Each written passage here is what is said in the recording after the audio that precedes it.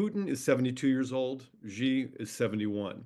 This is a moment at which I think they both see a unique juncture in their own generation and in the course of their lives, their political careers, to really put their stamp on the world. And of course, Trump has enabled that. They share interests in a multipolar world. They share a rival, an adversary, an enemy in the United States. And Trump, of course, has tried to, or he says he's tried to drive a wedge between the two. But in fact, the effect that he's had is probably the opposite.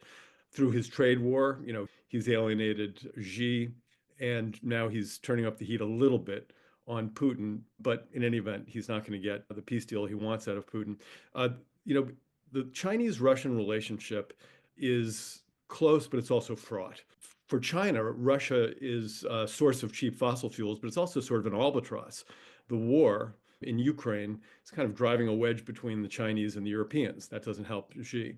And for Russia, of course, they need China. China has kept that Russian economy afloat during this war.